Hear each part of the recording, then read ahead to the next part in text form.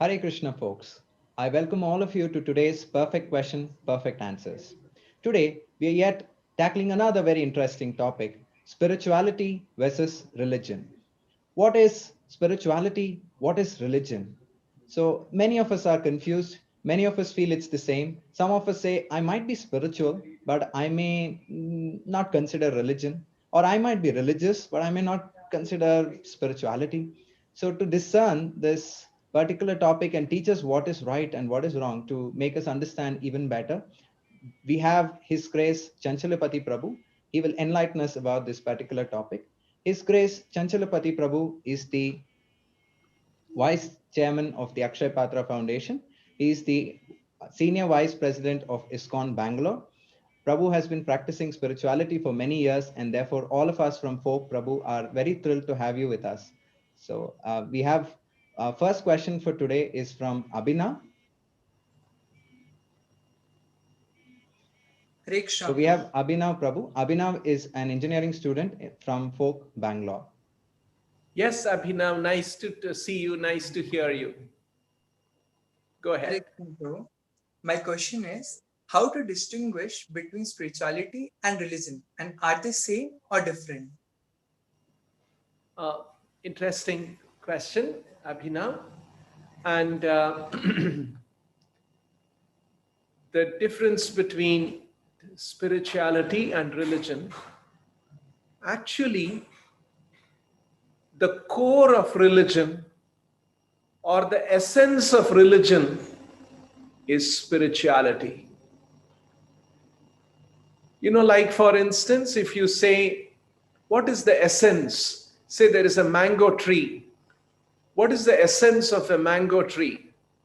The mango tree has leaves, it has got branches, it has got flowers, it has got green mangoes, and finally it has got the ripe mangoes.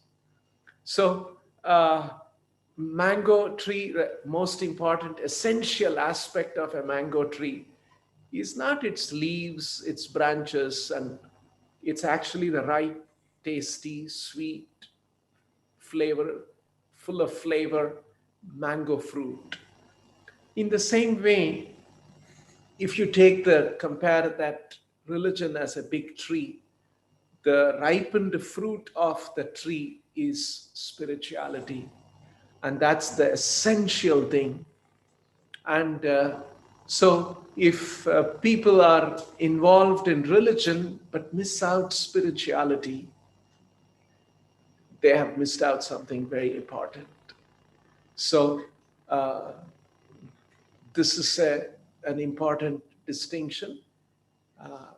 And as we go on with a few other questions, you will understand more and more, and I'll elaborate more on these topics.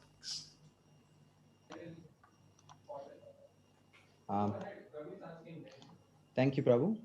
Next up, I have Harsha Vardhan, who's a mechanical engineering student. He's from Folk Vizag, Prabhu. He'll be asking the second question. Keep the question.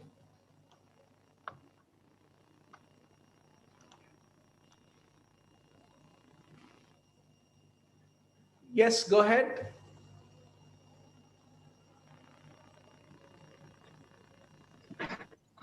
Hare Krishna, Prabhu. Yes, go ahead, please. Hare Krishna. Yeah. Can I be spiritual and not religious? I find that prominent religions of the world are discriminating and rigid. Some of their concepts are illogical and confusing.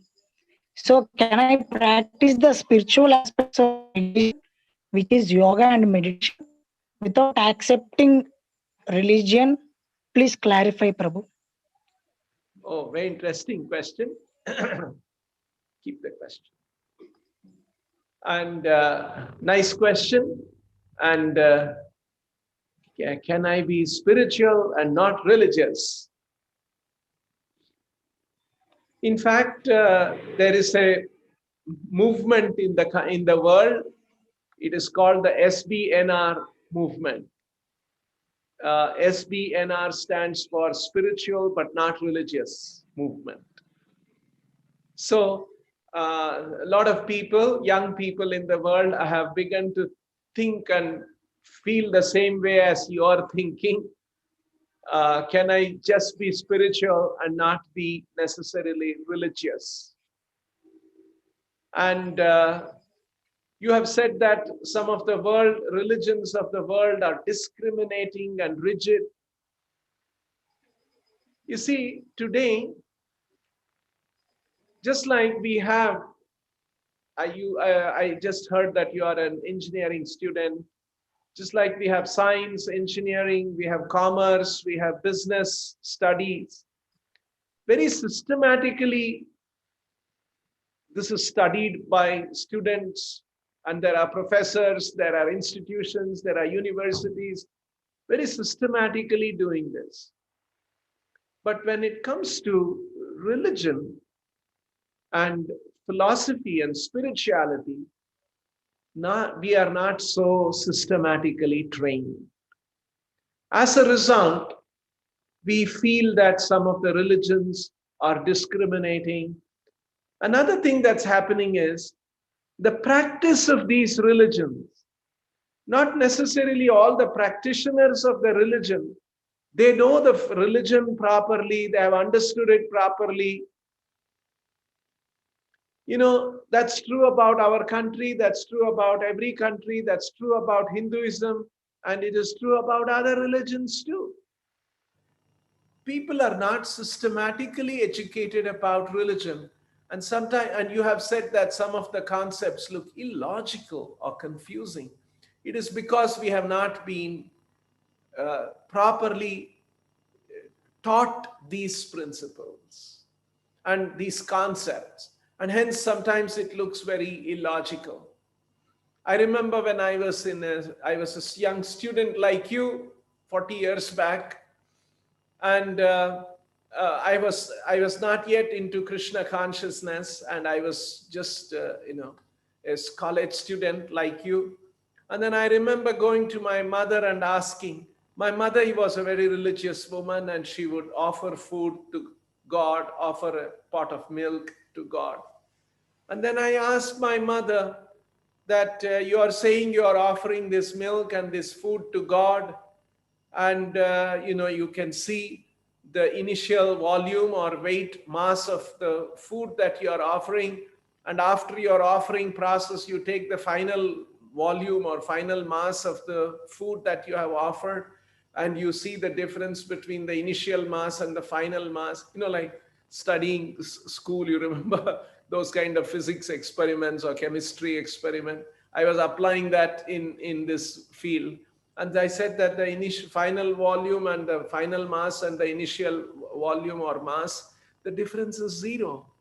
And you are saying that God has consumed it, God has accepted this. How did God accept? So I would ask these kind of questions, and my mother was a simple, believing, religious mother. She would say, don't confuse me with all your questions, get away from here. And so like this, it looks like illogical or confusing or discriminating or rigid.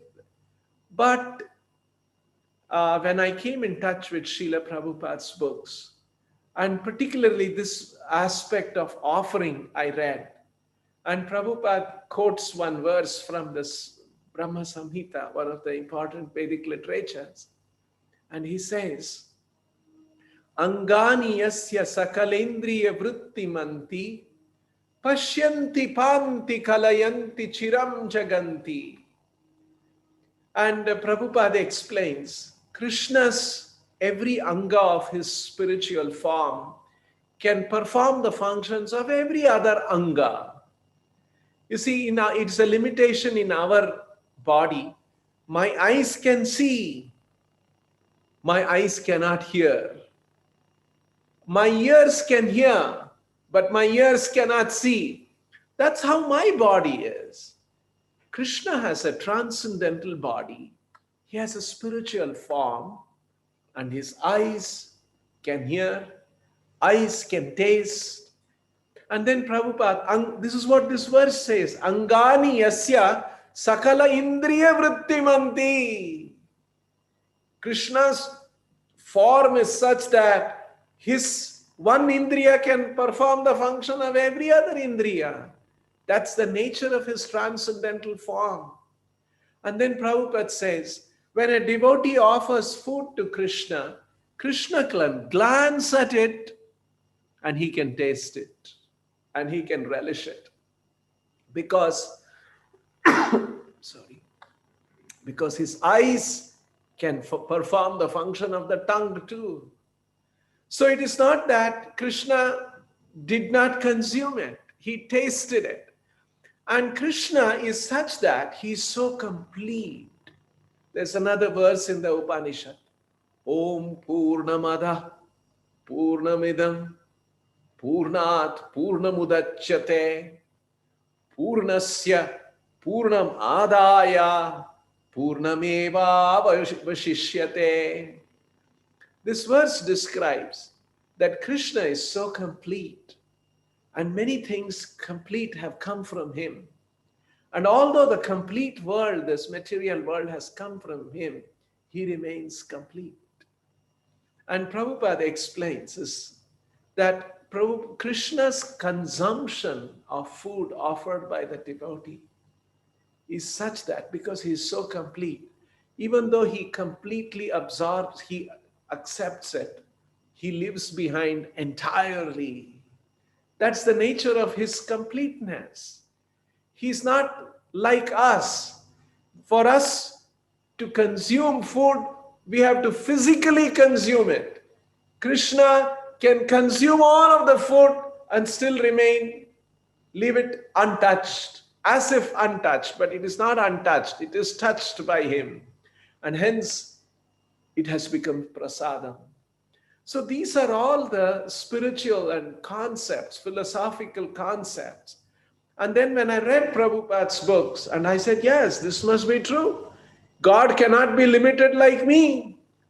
I am a limited being, and I am imposing my ideas of limitations on God and wondering, how can God eat? Yes, God can eat if he wishes to, if it is offered with love and devotion. Just by glancing, he can accept it and he can relish it, and he is so complete that he does not have to consume. He can consume without consuming and leave behind the entire thing because he is so perfect and complete. And these are the actual spiritual dynamics that are working. So, your question, can I be spiritual and not religious? In a sense, yes. You can practice spirituality, which is the essence of all religion. Like you said, it's about yoga. It is about meditation. Yoga means to become linked with the Supreme.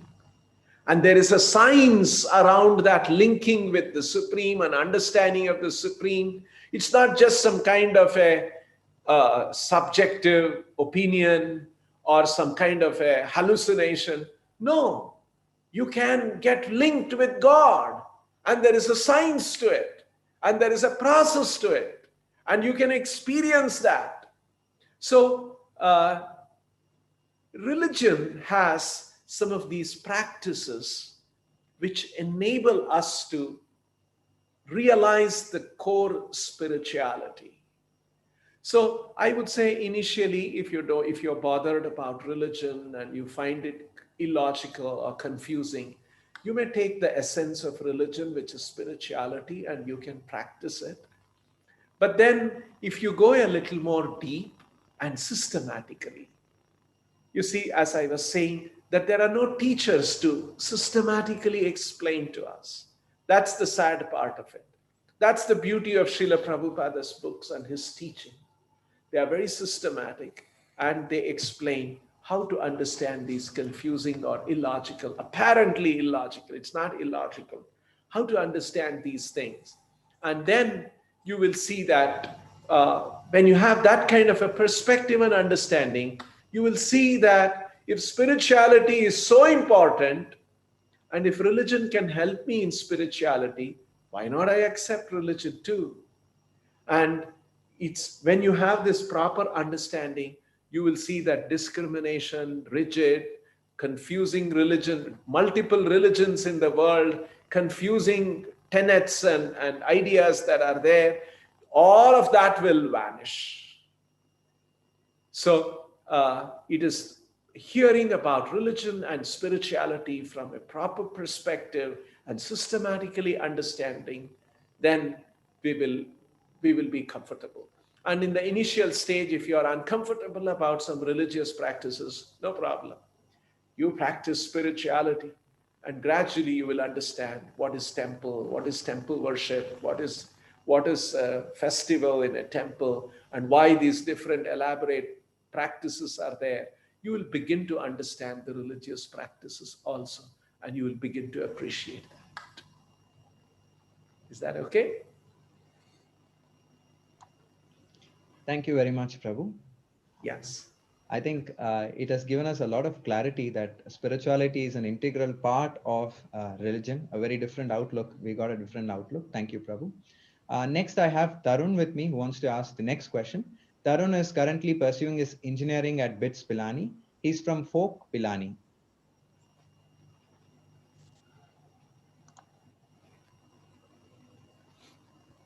Hare Krishna Prabhu.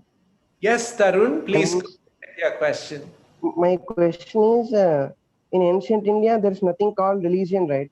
It is the Sanatana Dharma which was practiced. Isn't Sanatana Dharma the way to connect back to Supreme Personality of Godhead, Sri Krishna? And spirituality and Sanatana Dharma, are they both different? What is the difference between religion and Sanatana Dharma? Okay, very good. What is the difference between religion and Sanatan Dharma? Yes. Okay.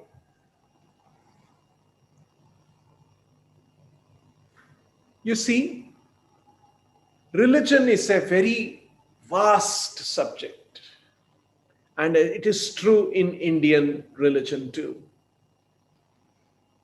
Now, as we have been discussing, there are the four Vedas, there are 108 Upanishads, there are 18 Puranas, there is the Ramayana and the Mahabharata, which are considered to be epics of our country. Now there are other literatures called Vedanta Sutras, and there are many other Samhitas, Tantras, and so many literature. Now we may ask, what is the core of all this? What is the essence of all these things? And in fact, 5,000 years ago, there is a place called Naimisharanya. It's a very celebrated forest in the Vedic literatures. Many times references are there to Naimisharanya. Naimisharanya is a forest on the outskirts of today's Lucknow. There is a place called Nimsar. Originally in the Vedic literatures, it was referred as Naimisharanya.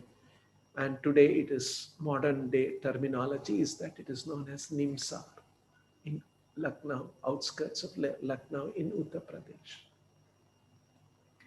5,000 years ago, there were many sages who gathered there.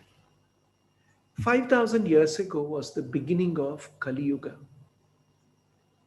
And these sages who assembled there in Naimisharanya, it is described that they were in a state of anxiety and concern.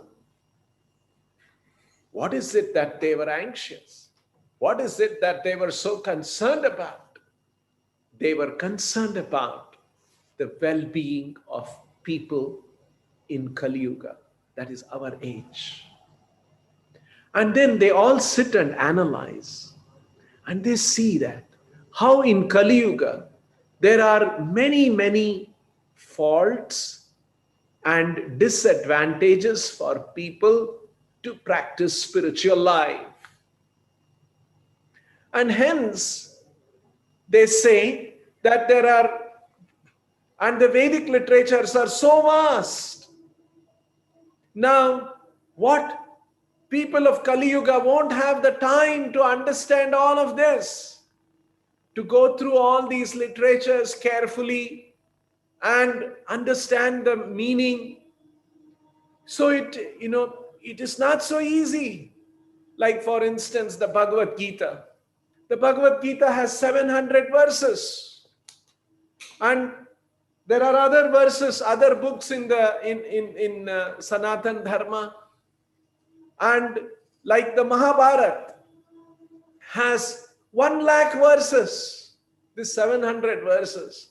I'll tell you, I'm reading the Bhagavad Gita last 35 years or so. I'm still a beginner student of the Bhagavad Gita. What to speak of so many other literature? How can we understand all this? Because that's the nature of people of Kali Yuga. It takes a long time for us to grasp these philosophical concepts. Now, so the sages of Naimisharanya, they were in full of anxiety. All this wonderful knowledge that we have in the form of Vedic literature, people of Kali Yuga are not going to take advantage of it. And they are going to be suffering without this knowledge and understanding. So, can we discuss what is the essence of all of these Vedic literature in a very simple, succinct manner?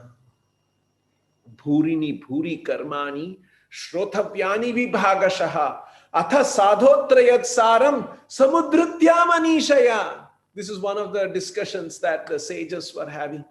That if you see all the Vedic literatures, they are very vast, and all of them recommend various duties. You should do this, you should not do this, and these kind of things. Bhurini, bhuri, karmani, shrotavyani, vibhagashaha, and they are all classified into different kinds of literature. Atha sadhotrayat saram. What is the saram? Samudritya manishaya. Can you please select the sara, essence of all these Vedic literatures? And don't randomly select. Manishaha. Samudritya manishaya means very thoughtfully, very intelligently can you pick the essence of it and present it. So these were the kind of discussions the sages of Naimisharanya were having. So this becomes part of the Srimad Bhagavatam, which is the most important Vedic literature. Bhagavad Gita and Srimad Bhagavatam are considered to be very important because it has the essence, especially for people of Kali Yuga. So if you see that way, our Sanatana Dharma, if you take, it's a very big canvas. So many literatures are there. And so many books are there. So many tantras are there. So many Upanishads are there. But what is the essence of all of that? Very nicely Krishna describes one in the Bhagavad Gita. Vedaischa sarvair ahameva vedyaha. This is such an important verse, part of the verse that I'm quoting. From all of these Vedic literatures, what is to be known is Krishna. Vedaischa sarvair ahameva vedyaha. You see, it is described in the Bhagavad Gita how to take Bhagavad Gita seriously, how to approach Bhagavad Gita. Arjuna, who is a student of Bhagavad Gita, he sets a standard. What is the gold standard for a student to understand the Bhagavad Gita? And he says, Arjuna says, Sarvame tadrutham manye yanmam vadasi Keshava. O Keshava, whatever you are describing to me in this Bhagavad Gita, I will take those words very seriously. This is the way we must understand the Bhagavad Gita. So, following in the footsteps of Arjuna, taking the words of Krishna very seriously, Krishna is saying from all the Vedic literatures, I am to be known. I am the ultimate goal. I am the subject. I am the object of all Vedic knowledge. All Vedic literatures are trying to find out who is Krishna. So Like this, sometimes the Sanatan Dharma, you have used the word. You know what is the meaning of that Sanatan Dharma? Very interesting meaning. Acharyas have described, Srila Prabhupada explains. Sanatana means eternal. Dharma means quality or activity. You see, like for instance, dharma of sugar is to be sweet. Dharma of a chili is to be spicy. If you take sugar and if it is not sweet, then you will say, maybe this is not sugar. What is this? Maybe this is chalk powder. In the same way, you take a chili, but it is not spicy at all. Hey, what kind of chili is this? So the dharma is that essential quality of a substance. Dharma of sugar has to be sweet. Dharma of fire is to have heat and light. If fire is not giving heat, if fire is not giving light, then we say, what has happened to the dharma of the fire? In the same way, the Vedic analysis is to understand who we are and what is our dharma. What is our essential quality? And that essential quality, which is eternal, and that is called Sanatana Dharma. Trying to understand who we are and what is our essential nature, eternal essential nature. And the Vedic literatures describe that there is the Sanatana Lord, and we, as living entities, we have a Sanatana relationship. And because we are Sanatana, eternal, Krishna is eternal, he is Sanatana, we have an eternal relationship with him, which is Sanatana. And in that eternal relationship, we have an activity. And that is the dharma. Activity, dharma also means essential quality and the activity that comes because of the eternal quality. Suppose I am a doctor. Now, next thing that I should be doing is I should be treating patients. I'm a doctor. If doctor is my essential nature, then my activity should flow from my nature, which is to be a doctor and act as a doctor and treat patients and so on.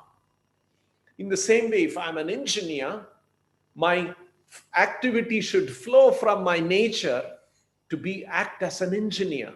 If I'm a lawyer, I must help people understand legal issues and solve their problems. Now we understand our dharma is that we are related to Krishna and we are meant to serve him. So my eternal dharma is that I am a servant of Krishna and my activity should flow from that understanding, and that activity is my service to Krishna. So right now we are in a temporary atmosphere and we don't know what is our real dharma, Sanatana Dharma. So when the living entity understands the Sanatana Dharma, my eternal relationship with Krishna, and begins to act in that position, in that understanding with the Sanatana Lord, the Sanatana activity between the Sanatana living entity and the Sanatana Lord in the Sanatana atmosphere. Now this material world is a material atmosphere. It is not Sanatana. The spiritual atmosphere is Sanatana. That activity of the eternal living entity, Sanatana living entity, in relation with the Sanatana Lord, in the eternal atmosphere, Sanatana atmosphere, is known as Sanatana Dharma, which is an eternal activity. Understanding that is about in Sanatana Dharma. That is the main thing. And so that Sanatana Dharma is rendering loving service to Krishna, to be involved in, absorbed in, engaged in loving, wonderful, sweet relationship and services to Krishna. That is actually the Sanatana Dharma. So if you say you're interested in spirituality, the core of all of this religion and the religious text is bhakti and devotional service. And that devotional service means it is activity and full of feelings. And hence, it is joyful. So when we are really performing that bhakti seva, then every moment we will be ananda chinmaya rasa pratibhavitavihi. This is what happens in the spiritual world, in the Sanatana atmosphere. Prati means every second, bhavitavihi means fully absorbed. In what? Ananda chinmaya rasa. It is a full of pleasure, full of knowledge, full of understanding. So this is what spirituality offers. So very good. You are saying that you want to pursue Sanatana Dharma, and this is the true understanding of Sanatana Dharma. Thank you for so easily presenting Sanatana Dharma, Prabhu. I think this kind of an explanation is a gift of Prabhupada, and thank you so much for sharing this with us. A small little announcement for all the online viewers, those of you who have joined us on YouTube.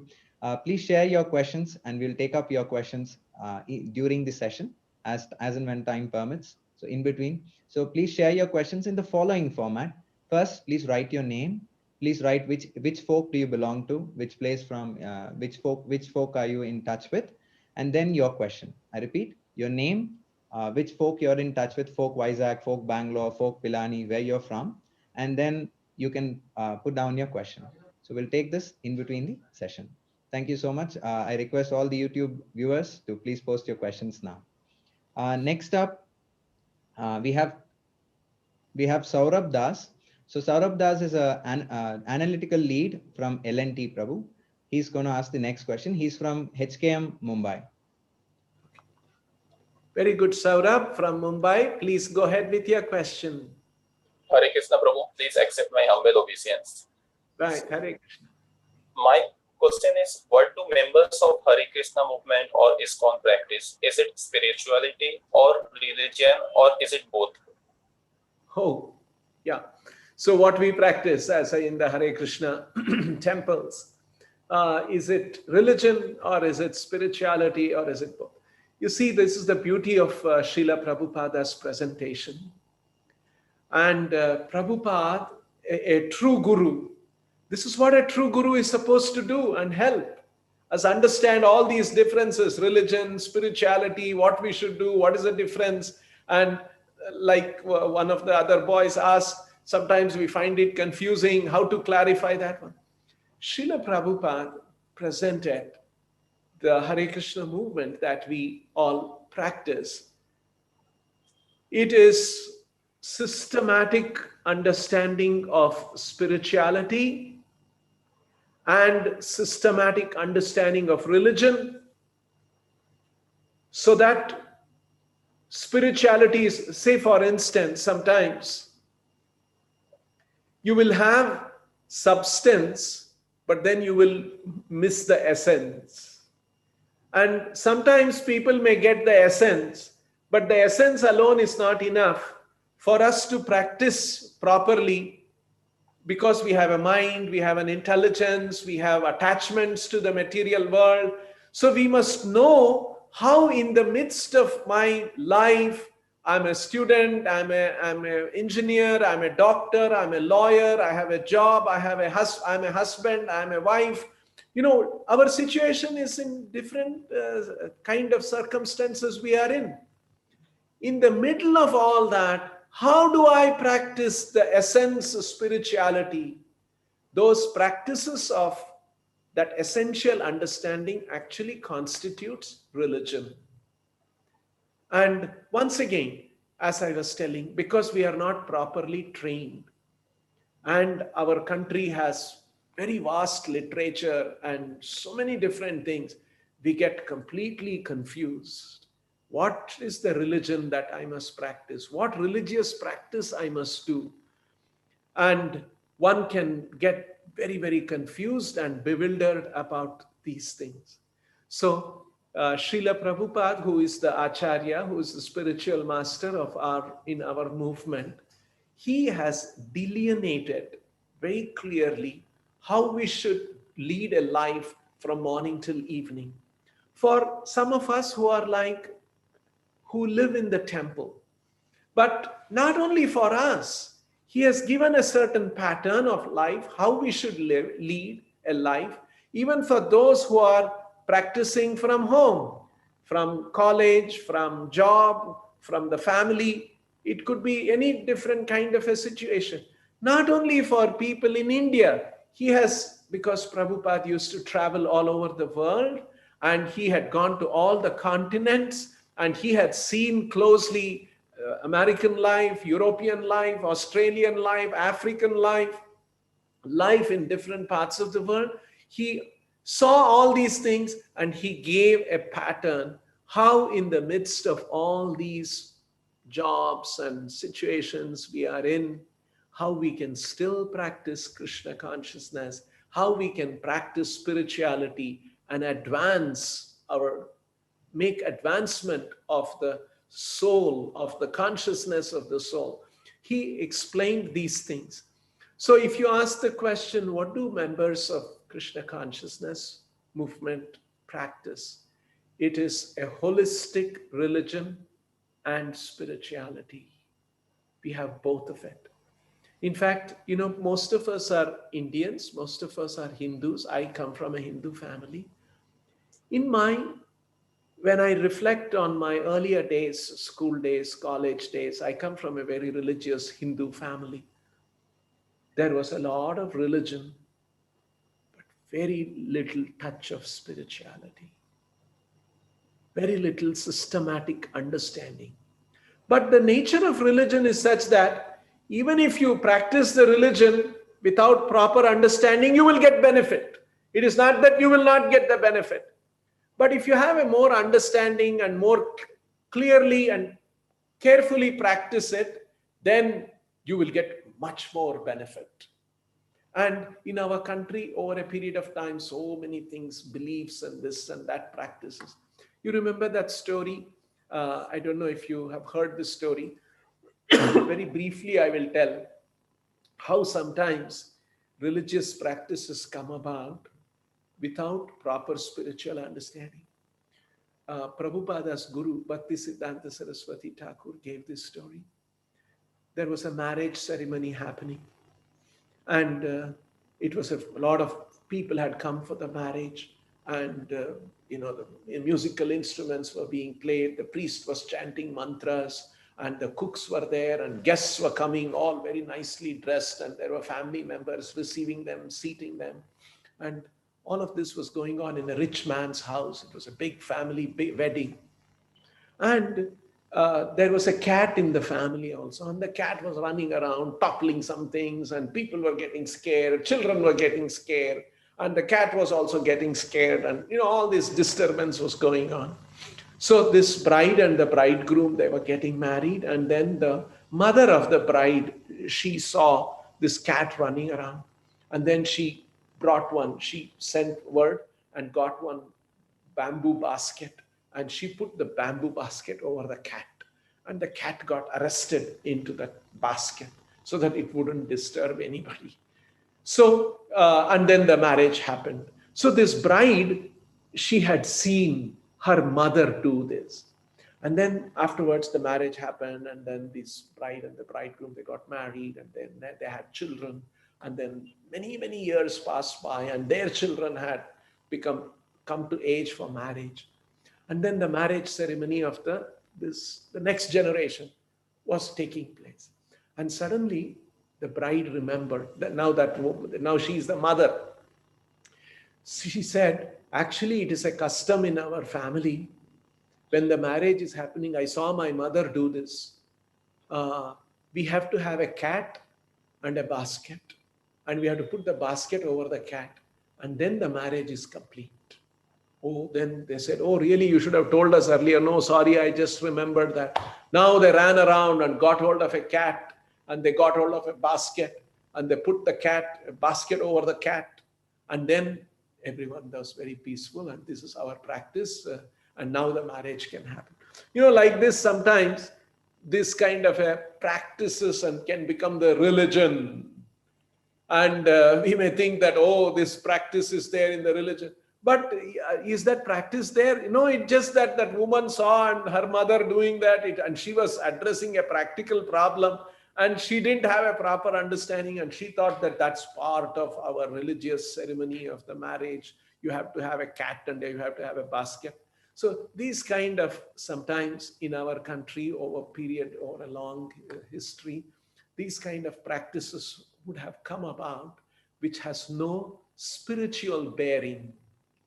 That's why it is very important. Spirituality is important, and we must adjust the actually, religion is a practice of spirituality, a systematic practice of spirituality, again, as it is explained in the Vedic literatures. And so we need the help. Always, you see, the Vedic literature, the recommendation in the Vedic literature is that we should go by three things. One is the Vedic literature, and that Vedic literature has to be explained properly how to practice by a guru. And the guru should explain in terms of the Vedic literature and according to the sadhu. These are the three parallel line criteria that we are always supposed to follow: guru, sadhu, and shastra.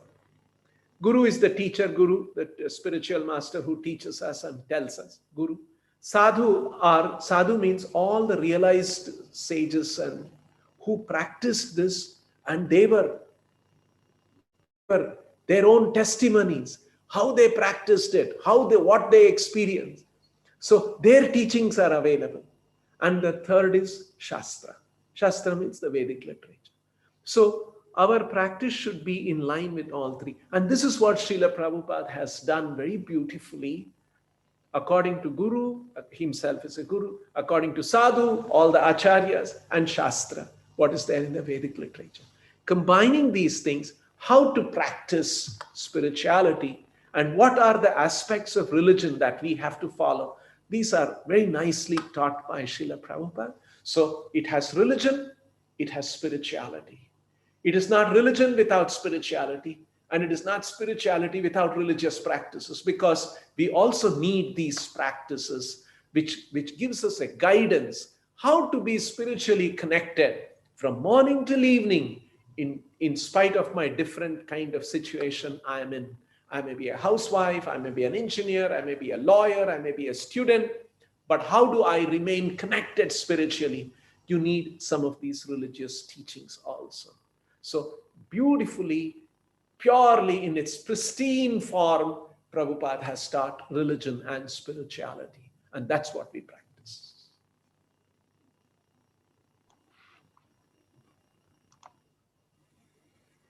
Thank you, Prabhu, for elucidating the meaning of religion and spirituality again, and showing us how Prabhupada has given us a path of Guru, Sadhu, and Shastras. So next up, we have a question from YouTube, Prabhu. The question is from Rajan. He's in touch with Folk Bangalore. Rajan's question is, how will religion or spirituality benefit my career or education? How will religion or spirituality benefit my career or education? Okay. So we all are in the middle of some education and some career, and how religion and spirituality will benefit. You see, religion and spirituality, we have been discussing that how the essence of religion is spirituality.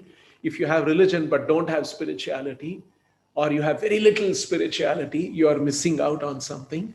And if you think that, no, I only want to have spirituality, but you will miss how to practice that spirituality in different circumstances. So you need both.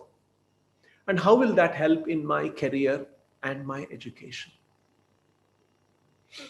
You see, religion and spirituality, number one, it gives a certain direction to our life. It gives a certain meaning to our life. And that meaning and that direction is a very important aspect of our life. I'll tell you why that is so important. Our life, everybody's life, there will be ups and downs. There will be success and there will be failure. There'll be sometimes good things happening, sometimes very unpleasant things happening. No one can avoid this. The richest man, the most powerful man, just like I don't know if you read in the newspaper, I just read just a day ago, the Prime Minister of Japan, a very popular leader, and you can imagine Japan is a very economically, technologically very sound country, and he is the Prime Minister of the country, and he can remain in office for another 2 years or so, but he's retiring, taking an early retirement because his health is failing. See how somebody who has risen, who is in Japan and who has risen to the position of a prime minister, he must be a sharp man, an intelligent man, very successful man. Now you see how how disease, some material, some kind of a disease in his body is preventing him from being a prime minister of the country. Now he has to step down. He has to give up all the power that he has. He has to go and probably get admitted in a hospital. And the picture of his recent picture, there was a picture of and he looked really sick. He must go to the hospital. So now you see how a powerful man, a rich man, successful man, famous man, everybody has to face this reality of this material, in this material world.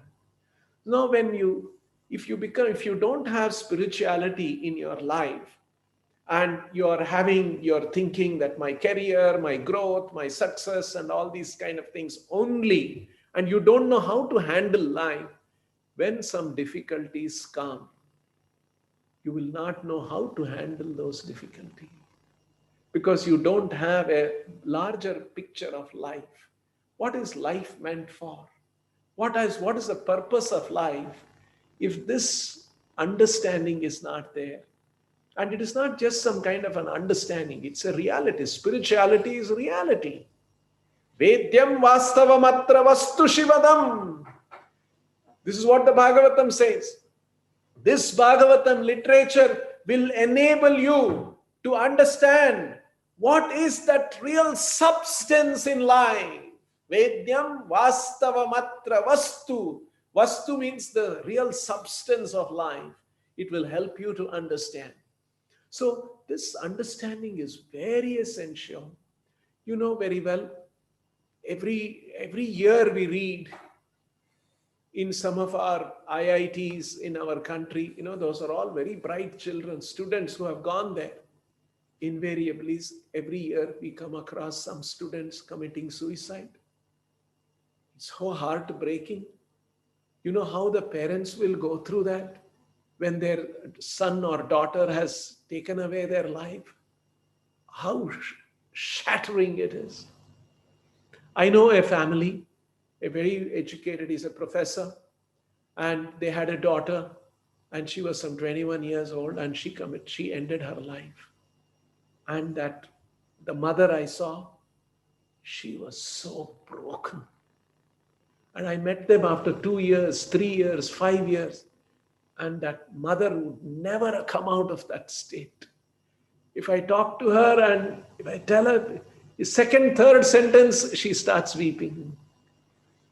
So the thing is that we must know how to handle challenges in life. Life is not going to be a bed of roses always, even though we may desire it to be. There will be thorns. And when thorns are there, when difficulties are there, when challenges are there, we must know how to navigate through those situations. And this is what spirituality offers. And it will help us to have a much broader perspective of life. And we can go on with our career and education and trying to do well as possible.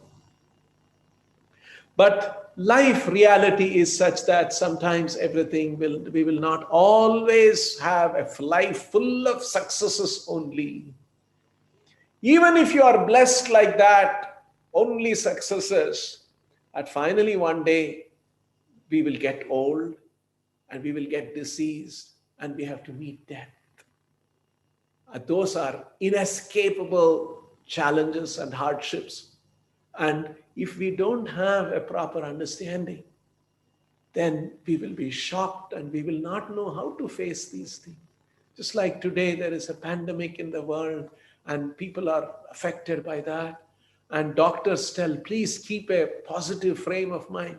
When somebody is having, some near and dear ones are becoming ill or oneself is becoming ill, how to maintain a positive frame? Spirituality gives us that opportunity. And Krishna promises that in the Bhagavad Gita. Guruna api vichalyate. If you have the spirituality, even if you come across the greatest of the misery, you will be unshaken. That is the strength that spirituality can give. And in fact, not only it gives us a strong sense like that, even in the face of great difficulties, one will know how to experience joy internally.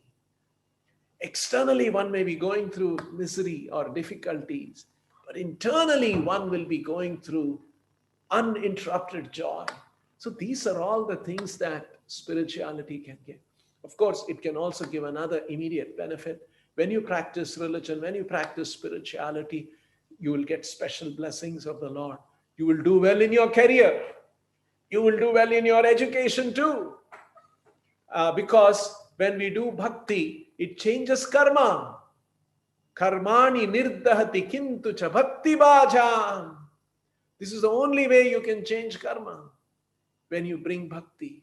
So when we do bhakti, our karma also can change, and we can flourish in our career and in our education also. So these are also benefits. But the core, the real benefit is that gives us a purpose of life, gives us a meaning to life, enriches our life. Our vision, our understanding of life is on a much higher level, and hence we can go on with the challenges of life. So these are the real benefits, although the secondary benefits are also there.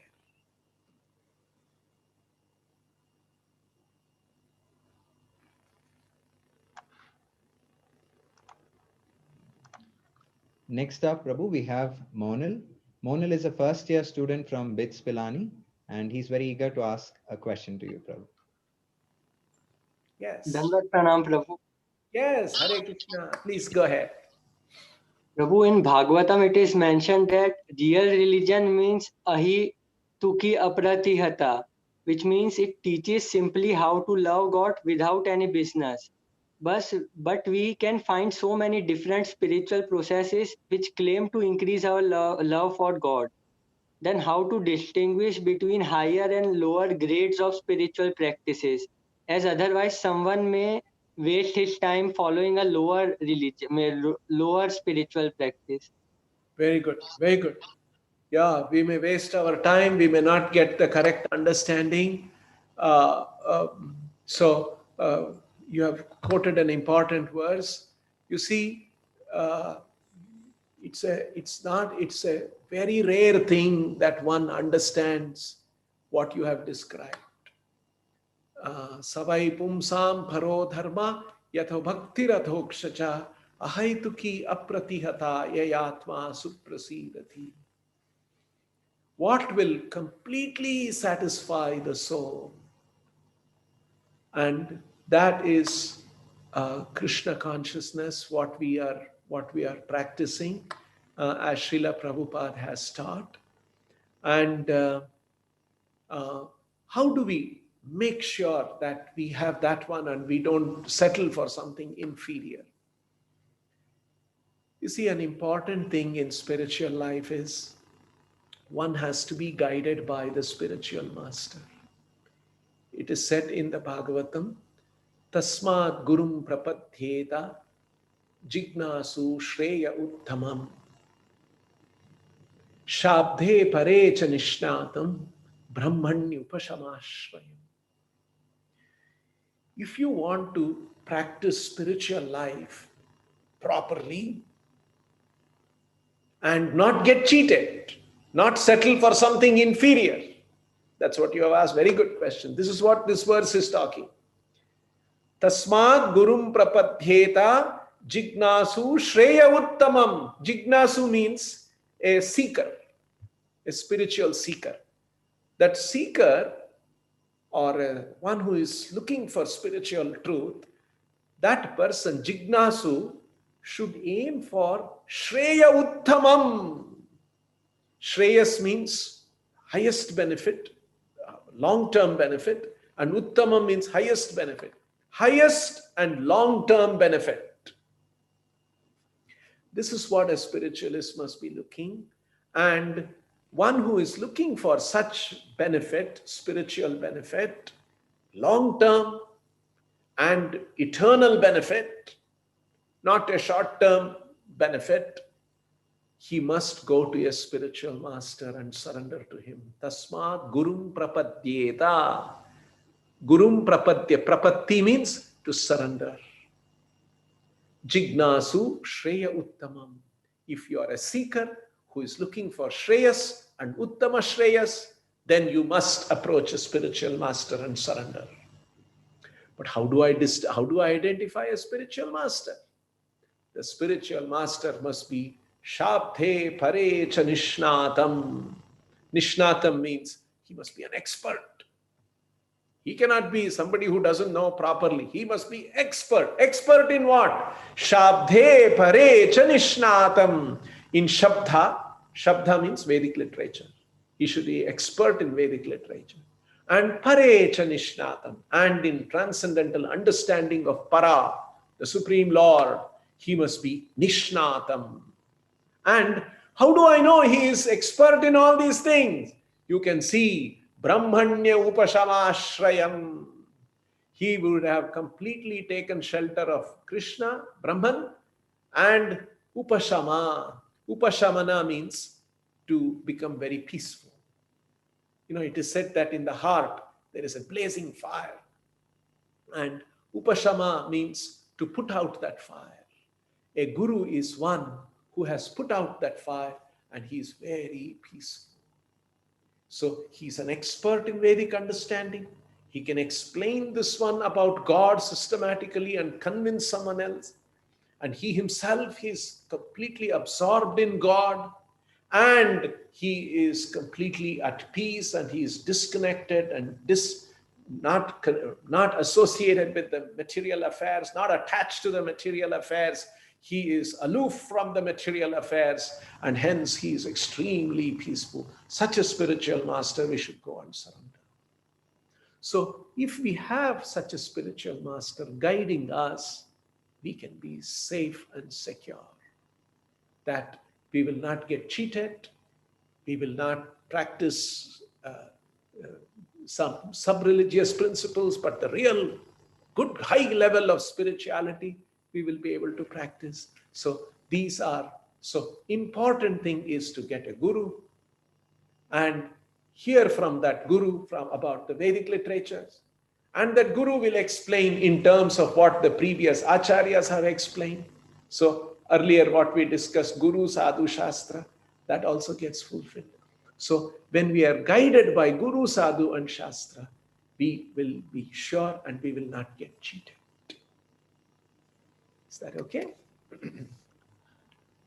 We have almost reached the time limit. Yes, Prabhu, we have almost reached.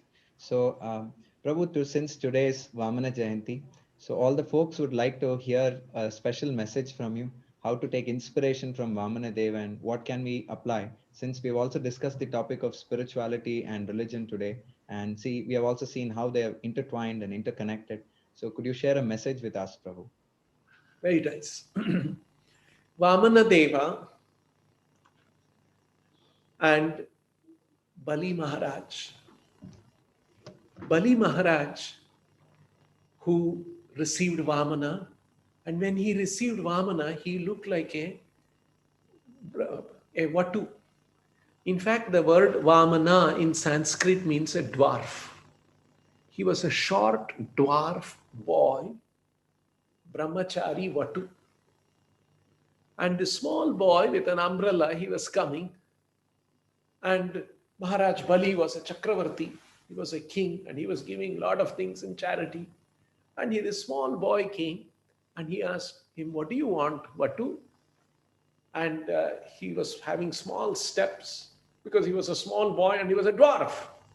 And so he said, "Give me 3 paces of land, 3 steps of land." So Bali said, "Oh, what a stupid thing this small boy is asking. He's not very intelligent." So, and he said, "All right, I'll give you 3 paces." And then that Vamana was actually Vishnu. And he expanded his body.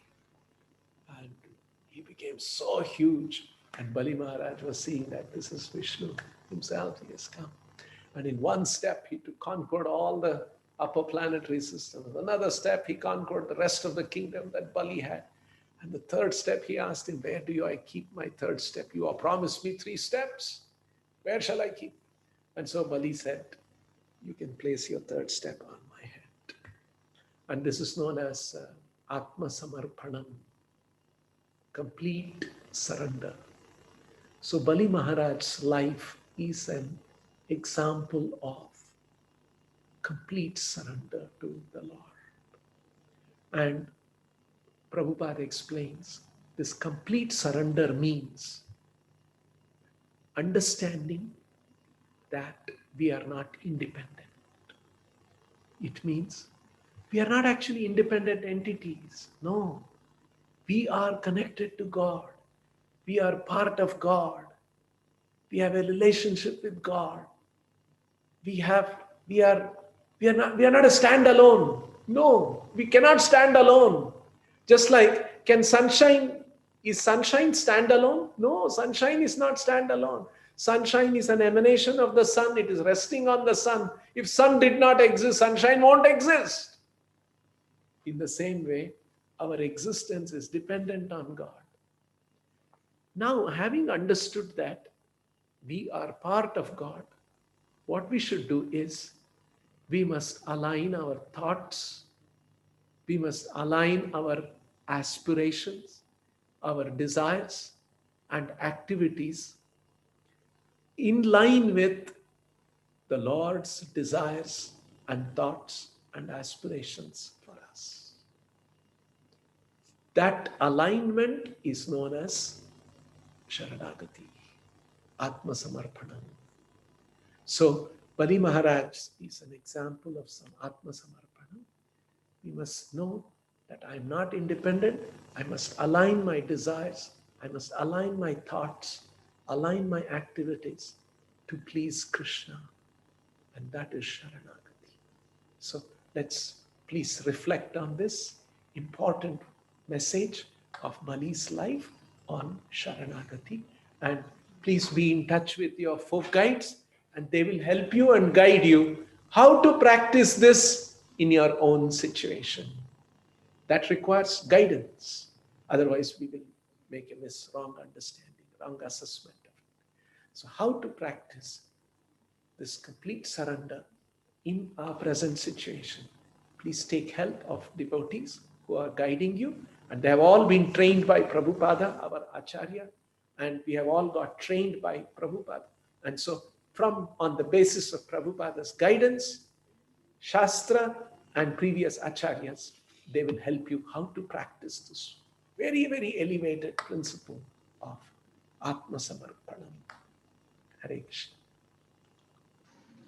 Thank you so much for elucidating the teachings of Prabhupada on religion and spirituality, Prabhu. You have you've thrown a completely new light upon this subject matter.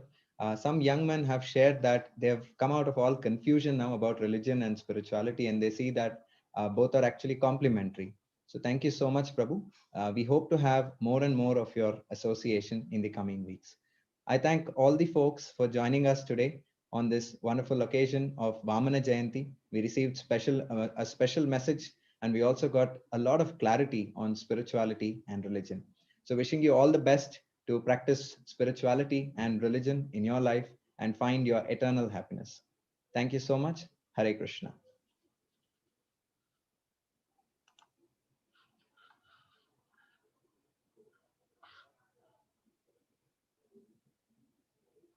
Hallucinating from powerful seeking and brought a new light. Oh, a new light. So much of anxiety and test and thing and